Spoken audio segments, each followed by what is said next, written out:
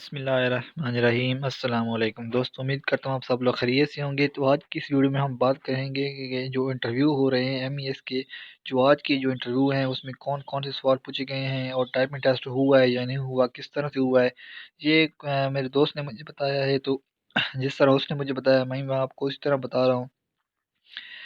تو جو LDC اور UDC اور اس طرح کی جو پوسٹ ہیں ان کے لیے تو پہلے وہ ٹائپنگ ٹیسٹ لے رہے ہیں۔ جیسے ہی آپ انٹر ہوگی آپ کی ڈاکومنٹ وغیرہ چیک کریں گے، اس کے بعد آپ کو انٹرویو کے لیے بلایا، اس کے لیے ٹیسٹ کے لیے ٹائپنگ ٹیسٹ کے لیے بلایا جائے گا۔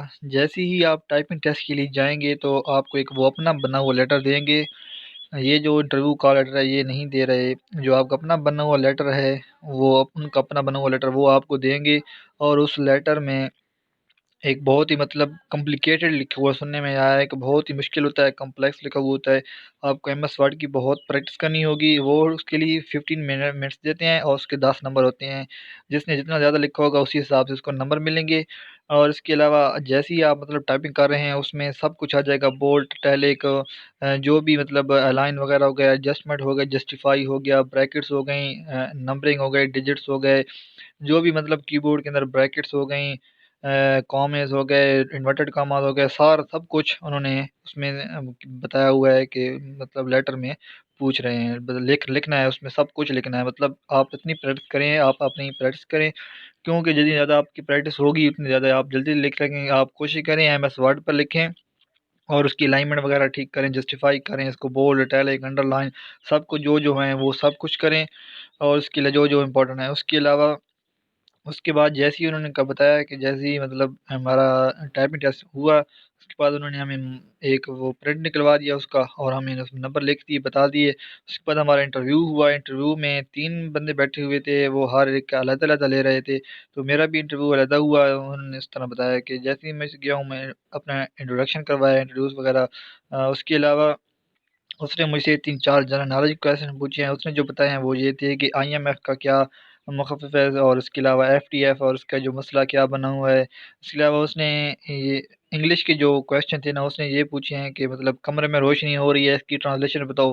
1-2 اور بھی بتا رہا تھا کہ اس طرح اس نے مجھ سے ٹرانسلیشن پوچھی ہے۔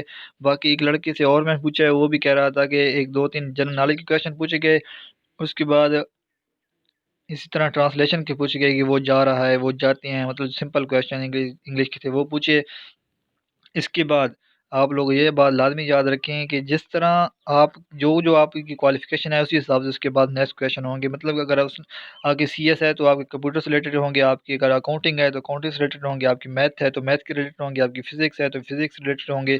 اگر آپ کے کچھ بھی نہیں ہے، آپ نے انٹر کے بعد کچھ نہیں کیا، تو پھر آپ کی جو سمپل کویسچن ہوں گے ہو سکتا ہے وہیں کر لیں، اور کمپیوٹر کی شارٹ کٹ کی آپ ذہن میں رکھ لیں، یہ بھی پوچھ رہے ہیں۔ اس کے علاوہ ایک اور لڑکا تھا، اس سے کویسچن پوچھے گئے ہیں پاکستان کی جنرل نالج کے بارے میں، یعنی کہ K2 کی ہائٹ وغیرہ، K2 کی ہائٹ کتنی ہے، اس کے علاوہ پاکستان کے اندر کتنی یہ سلسلے کتنے ہیں، کون کون سے ہیں۔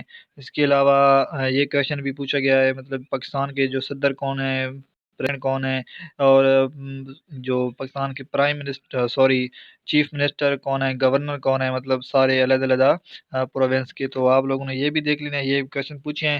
اگر ویڈیو اچھی لگی ہو ویڈیو کو لائک کیجیے اور شیئر کیجیے۔